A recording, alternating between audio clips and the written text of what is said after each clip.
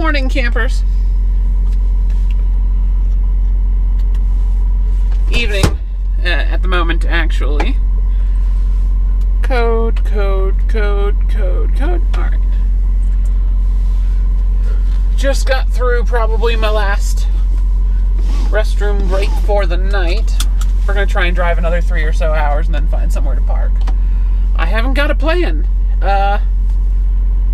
6 p.m., 7 p.m. in Kansas, and that's where we're headed at the moment. Engine start. Yes. I don't have my high beams on, do I? No, I've just got very good headlights again. That's a nice thing about the new truck. Let's release brakes. Hours of service change on duty. There we go. Putting my logs updated, so I can't actually change my current duty status manually. But I can't change it to driving manually. But if I change it from off-duty or sleeper berth to on-duty, then the truck will start my driving shift from when I changed it to on-duty. Once it rolls into driving. First gear. My GPS is struggling a little bit. That's fine. Let's roll forward. No, that's backwards. Forward, please. Thank you. Guess we're on a little bit of a hill.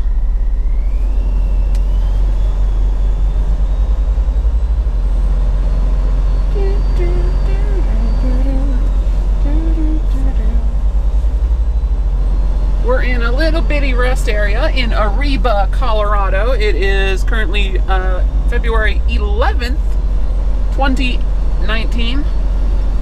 I almost said 2017. That would have been really wrong. If you happen to notice the flag at half staff, don't worry, nothing happened.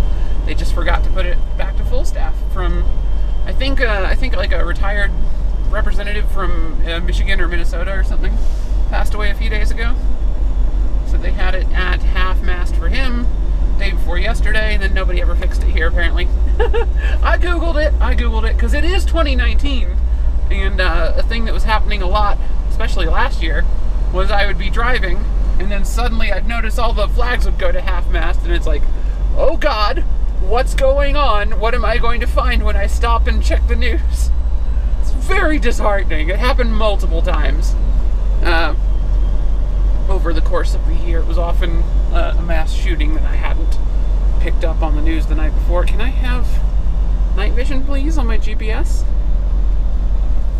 It's dark now. I want less contrast on my GPS because it's bright, and I don't want it to be that bright.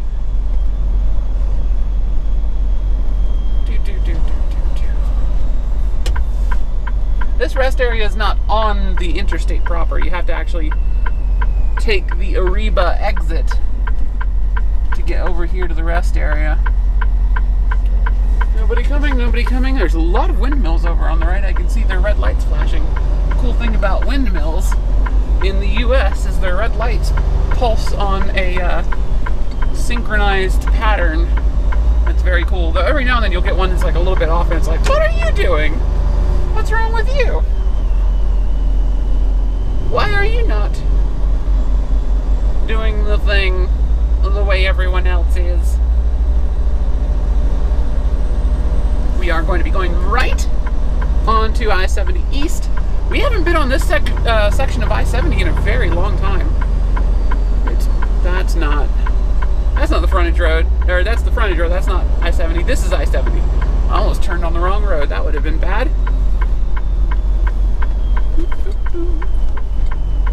Watch my wheels. Yeah, we're good.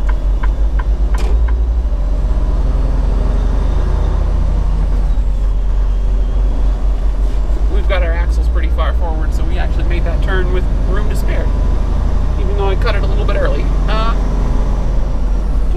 And now you guys are facing into darkness. The sunset's behind us.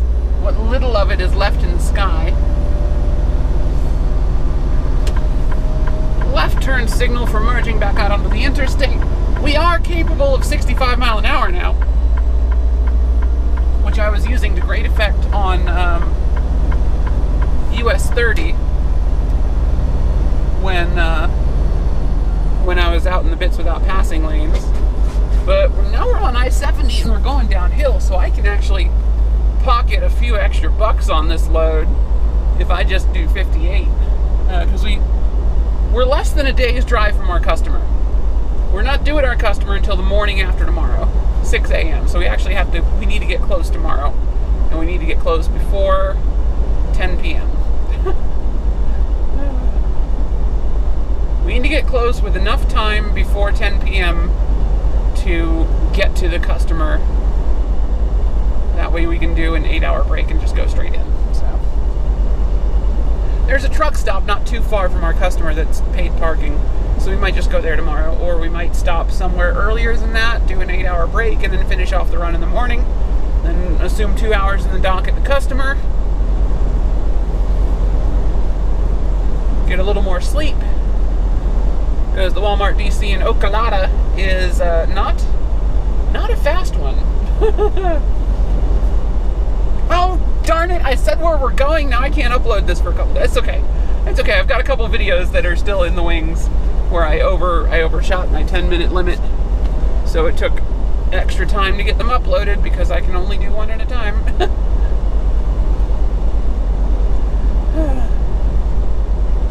It's fine.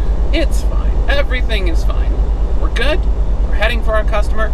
We're making a good amount of money on this load, especially for only 1,700 miles. So real close to a $2 per mile load, which I like. I love the onion loads. They always pay really well. Not quite $2 per mile, but I don't need anything over $1 per mile is pure profit for me. So I'm pretty happy anytime it's over that. Like $1 per mile, if I can average $1 per mile, I do pretty okay for that week. Not great, like $1, like last week. So last week we did, gosh, I ended up in the hole for $12 because that was the week I moved. So I got paid for, I think I got paid for the load yeah, we got paid for the 2 loads I picked up after the move, which was a short haul across Virginia, a beer run that paid like $1,000. And no, it was less than $1,000. It was like a $600 load, I think. It wasn't great, but it was about $1 per mile. And then we did a no, it was about $2 per mile on that one, I think. Yeah, it should have been close to $1,000 we got paid for the beer load, but we did that, and then we did a load to Kansas City, and we got paid for both of those the week that I did my move. So the only reason I didn't end up above water for that week, like we would have been in the black, except that I got fuel on the old trip number at the end of that. So I put an extra an extra $400 in my fuel tank that I didn't need to. I could have waited and done it on the next load. Oops, it's fine. But we would have been in pure profit mode for that if we had completed that, which is really good for a week that I took time off with 2 not great paying loads. Actually, no, I don't think I got paid for the Edwardsville load. I think it was just the beer load and whatever I dropped. Oh, the Pennsylvania load. Yeah, I think it was the Pennsylvania load I got paid for, and then the beer load, because the Pennsylvania load did not pay well at all. But it took me home, so I didn't really care. And I did a really long deadhead. Yeah, I think that's what it was. So it might not have, I need to check my steps. It's fine. We're fine. Everything's fine. We're at 9 minutes, 24 seconds. So we're running out of time. Less than a minute left to wind things up. Apophis getting his buzzer noise in, doing his best Maxwell impression. I met the driver who has Maxwell now. He seemed pretty cool.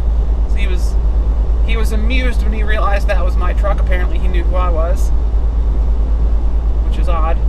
But he's like, yeah, no, I noticed the GoPro mount on the dashboard and the camera mount on the visor. And I'm like, yeah, did you find the 5th wheel puller I left in the ferry? He's like, yep, thank you. the fifth wheel puller does not work on my current fifth wheel because my current fifth wheel is like gimmicked, so I have to lift it and wiggle it to make it go because it's safer. Running out of time. Thank you guys so much for watching. Have a great day.